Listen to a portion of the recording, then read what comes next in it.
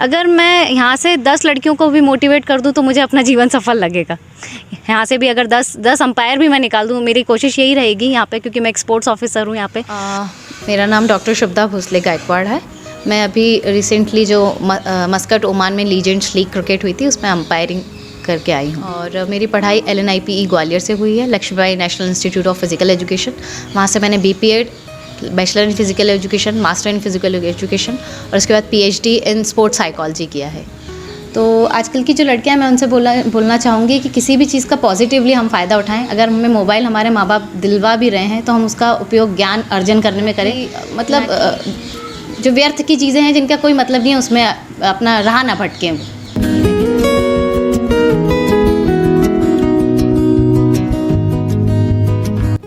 नमस्कार, मेरा नाम है मनीष गिरधानी और आप देख रहे हैं कहानी वाला में हम आज आपके लिए लेकर आए हैं, थानला में इस समय पोस्टेड हैं डॉक्टर शुभदा भोसले की कहानी।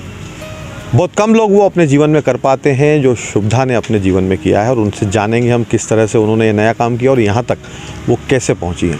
शुभदा जी, आपकी चर्चा क्यों हो रही है इन दिनों? क्या ऐसा स्पेशल क्या किया आप? रिसेंटली मैंने लीजेंड लीग क्रिकेट जो ओमान में आयोजित की थी, इसमें सारे जो फॉर्मर प्लेयर्स थे जैसे मिसबाह उलक, मोहम्मद कैफ, पठान ब्रदर्स, इरफान पठान वगैरह, ये सब खेल रहे थे। उसमें मैंने अंपायरिंग करी थी और वो एक ऑल फीमेल ऑफिशियल्स थे। सारी जितनी भी महिलाएं थी वो महिलाओं ने अंपायरिंग करी थी, तो इसलिए एक चर्चा का विषय बना हुआ है।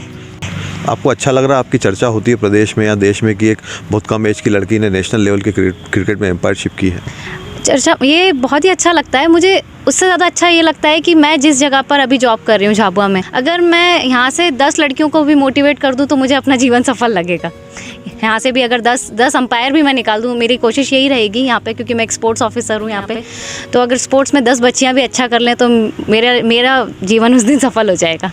अच्छा शुभदा जी, अगर हम करियर की बात करें, खासकर जैसे कि मैक्सिमम लड़कियां हैं या लड़के हैं क्रिकेट को अपना करियर चुनते हैं, उनसे बात होती तो बोलते हैं हमको बहुत बड़ा खिलाड़ी बनना है, हमको फिल्मों में जाना है, या हमको ये कोर्स करना है, हमको डॉक्टर बनना है, हमको इंजीनियर बनना है। एम्पायरशिप को करियर बनाना ये नई चीज़ सुनने में आती है, तो आपने इसी को क्यों चुना? जैसा कि मतलब मुझे ऐसा लगता है थोड़ा सा अवेयरनेस की कमी है। हमें क्रिकेट खिलाड़ी तो हर कोई बनना चाहता है, पर हम देखते हैं कि इतने करोड़ों खेलते तब जाके 11 सिलेक्ट होते हैं, इंडिया की टीम में 11 आ पाते हैं। पर मेरा ये मानना है कि आपको जो उसके क्रिकेट के अलावा जो उसके आसपास के रोल हैं उन पर भी ध्यान देना चाहिए। कई अपॉर्चुनिटीज़ हैं, करियर अपॉर्चुनिटीज़। अब अंपायरिंग ऐसा हुआ कि जब मैंने ये एग्ज़ाम क्लियर किया तो मेरे पापा और चाचा जो खुद भी खिलाड़ी रह चुके हैं क्रिकेट के, तो उन्होंने बोला कि आप करना क्या चाहते हैं, क्रिकेट में आप क्या करना चाहते हैं? मैंने बोला कि मैं ज़्यादा से ज़्यादा वक्त तक ग्राउंड पर रहना चाहती हूँ। तो उन्होंने बोला कि अंपायरिंग से बेटर और कुछ ऑप्शन नहीं है अगर आप ज़्यादा से ज़्यादा वक्त ग्राउंड पर रहना चाहते हैं तो। और मुझे खुशी है कि उस टाइम मैंने अंपायरिंग चूज़ करी। शुभदा जी, आपसे अगर एक चीज़ और समझने की कोशिश करें जो बहुत इम्पोर्टेंट मुझे लगती है कि आज के इस समाज में या आज का जो समय चलता है उसमें महिलाओं की जो जगह है समाज में, उसको कैसे देखती हैं आप? जैसे हम पुराने टाइम में देखें और अब में देखें तो बहुत डिफरेंसेस आए हैं, बहुत इम्प्रूवमेंट हुआ है। तो मुझे ऐसा लगता है कि आजकल अगर कोई महिला कर भी रही है अच्छा, तो समाज बड़ा सपोर्ट कर रहा है। मैंने खुद का ही देखा, मैं यहाँ पे आ रही हूँ, हर कोई मुझे बड़ा अच्छे से सपोर्ट कर रहा है। वो पूछ रहे हैं अपनी बेटियों के लिए कि मैडम हमें अपनी बच्चियों को क्रिकेट खिलाना है तो हम क्या कर सकते हैं। तो मुझे ये देख के खुशी हुई। थोड़ा ज़रूरी है, इम्प्रूवमेंट की और ज़रूरी है, बट अभी तक भी जितना हम पुराने समय से देखें तो अभी बहुत बहुत बेहतर स्थिति है। अच्छा, महिलाओं की सुरक्षा को लेके अगर हम देखें एक ओवरऑल एक सिनारियो, आप कई जगह गई हैं, एम्पायर के रूप में जाती हैं, या मतलब जहाँ की रहने वाली हैं ग्वालियर की आप, तो आप मानती हैं कि महिलाओं की सुरक्षा को लेके पहले से बेहतर स्थिति में हम आए हैं या कुछ कमियां लगती हैं आपको? नहीं, मैं तो मानती हूँ कि बहुत बेहतर स्थिति है पहले से, क्योंकि मैं शायद तो बहुत लकी हूँ क्योंकि मैंने कभी कुछ ऐसा फेस ही नहीं किया। मैं जहाँ पर भी गई हूँ वहाँ पर मुझे बड़ा सुरक्षित महसूस हुआ है। मेरे कोच भी जो थे वो मेल रहे हैं, मतलब और अभी मेरे साथ जितने भी अंपायर भी थे लड़कियाँ बहुत ही कम हैं, मतलब फेलो अंपायर्स मेरे मेल ही रहते हैं।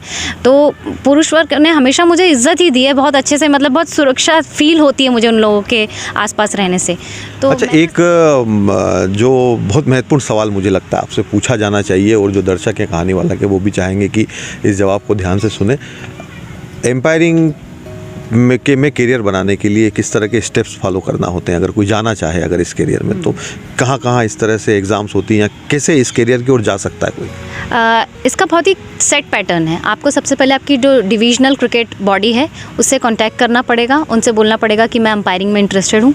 वो आपको कुछ लोकल मैचेस देखेंगे, और अगर आपकी किस्मत अच्छी रही तो हर 1 या 2 साल में एग्ज़ाम भी होते हैं डिस्ट्रिक्ट लेवल के, तो वो आपका नाम लिख लेंगे। जब भी एग्ज़ाम होते हैं उससे पहले सेमिनार लगता है, और उसके बाद 2 दिन का सेमिनार के बाद आपको पूरे लॉज की जानकारी दी जाती है।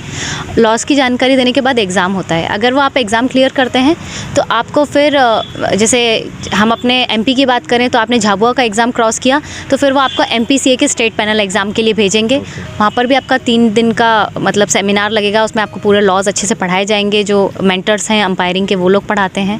फिर उसके बाद एग्ज़ाम होता है। अगर आप वो एग्ज़ाम क्लियर करते हैं तो फिर आप स्टेट बॉडी के अंदर आ जाते हैं।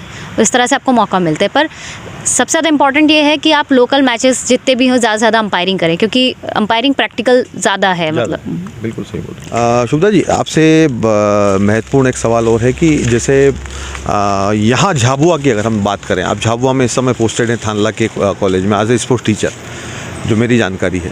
तो यहाँ की जो लड़कियाँ हैं खासकर झाबुआ की, उनमें किस तरह की संभावनाएं देखती हैं आप? कभी आपको दुख होता है कि अरे यार इन लड़कियों को और आगे होना था? क्या महसूस करती हैं? जी बिल्कुल, ये आपने मेरे दिल की बात छीन ली, क्योंकि मुझे ऐसा लगता है इन लोगों में पोटेंशियल बहुत ज़्यादा है। मैं यहाँ के बच्चों को देखती हूँ तो ये लोग नेचुरली ही बहुत स्ट्रॉन्ग हैं। मतलब मैं रनिंग इवेंट वगैरह देखे तो ये इनके अंदर नेचुरल टैलेंट है। तो मुझे लगता है कि ये बहुत आगे जा सकते हैं अगर इनको सही गाइडेंस मिले तो। और मेरी पूरी कोशिश है कि वो गाइडेंस इनको मैं प्रोवाइड कर सकूँ एज ए स्पोर्ट्स ऑफिसर। आप इस तरह के प्रयास कर रही हैं? बिल्कुल बिल्कुल। मैं यहाँ से मतलब इस बार पहली बार हमारी एक बच्ची ने जो गोला फेंक होता है उसमें उसका 3रा स्थान आया DAVV पूरे कॉलेज के जो एथलेटिक्स मीट थी। तो मुझे आशा है कि वो बच्ची और भी बच्चियों को मोटिवेट करेगी और अगले साल हम और अच्छा परफॉर्मेंस निकालेंगे इस कॉलेज से। एक नेशनल लेवल के क्रिकेट में एम्पायरिंग करने के बाद क्या ये मानती हैं कि आपका जो सपना था वो पूरा हो गया? नहीं, सपना तो मेरा अभी और रह गया है। ये एक स्टेप है जो मैंने अचीव कर लिया, एक सीढ़ी मैं चढ़ गई हूँ, बट मुझे लगता है कि मुझे इससे और ऊंची उड़ान भरनी है अभी। जी। तो और महिलाएं भी आपके इस इंटरव्यू को देख के ऊंची उड़ान भरें, या वो प्रेरणा लें आपको सुन के, उनसे क्या कहना चाहेंगे? खासतौर ये जो हमारा कहानी वाला प्लेटफॉर्म है इसके माध्यम से उन लड़कियों को, उन महिलाओं को क्या कहना चाहेंगे जो कई बार निराशा से घिर जाती हैं, एक स्टेप जाने के बाद उनको लगता है यार हम नहीं कर पाएंगे, उनके लिए कुछ कहना चाहें? मैं उनसे बोलूँगी कि देखिए, क्रिकेट खेल के इंडियन प्लेयर तो हर कोई बनना चाहता है, लेकिन अगर आप प्लेयर नहीं भी बन पाए तो यहाँ पे बहुत सारे रास्ते और हैं जिसके बारे में पता नहीं है लोगों को। जैसे स्पोर्ट्स फिजियोथेरेपिस्ट है, रेफरी है, ट्रेनर है, अंपायर मैं खुद बन चुकी हूँ। आजकल तो PR मैनेजर्स हो गए कि इंस्टाग्राम प्रोफाइल हैंडल करने के लिए उनको एक ऐसा PR मैनेजर्स चाहिए जो स्पोर्ट्स रिलेटेड हो, तो बहुत अच्छी बात है। तो मैं उनसे बोलूँगी कि आप निराश मत हो। अगर आप क्रिकेट खेल के या कोई भी गेम खेलने में आप आगे नहीं जा पा रहे हो तो उसके आसपास वाली जो लाइन्स है वो पकड़ के आप आगे जाने की कोशिश करिए, पर आगे मतलब गेम को मत छोड़िए। गेम के प्रति जो आपका प्यार है उसे ख़त्म मत होने दीजिए।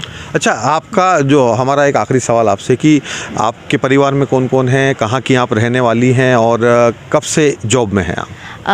मेरे जो परिवार है, हमारी एक जॉइंट फैमिली है। मेरे पापा चाचा दोनों भी क्रिकेट प्लेयर ही रह चुके हैं। पापा कोच भी रह चुके हैं, चाचा मेरे रणजी ट्रॉफी प्लेयर रह चुके हैं। मैं ग्वालियर से हूँ और ये जो जॉब है ये मेरी MP PSC में जॉब निकला था जब मैंने एग्ज़ाम देके क्लियर करा, और 2019 दिसंबर में मेरी पोस्टिंग थानला कॉलेज में हुई और जब से यहाँ पर हूँ मैं। तो ये थी शुभदा भोसले जी। उन्होंने बताया कि किस तरह से वो एम्पायरशिप के करियर में पहुंची हैं और उन्होंने यहाँ का जो क्षेत्र है खासकर झाबुआ का, यहाँ की लड़कियों में बहुत सारी संभावनाएं वो देख रही हैं। वो बोल रही हैं कि यहाँ की लड़कियों में बहुत सारी क्षमताएं हैं, यहाँ की लड़कियाँ भी आगे जा सकती हैं, बस ईमानदारी से मेहनत करने की आवश्यकता है। तो लगातार आप देखते रहिए इस तरह की कहानियाँ कहानी वाला के प्लेटफॉर्म पर, और अगर आपको हमारे इस तरह के इंटरव्यूज़, इस तरह की कहानियाँ पसंद आ रही है तो ज़रूर सब्सक्राइब कीजिए कहानी वाला।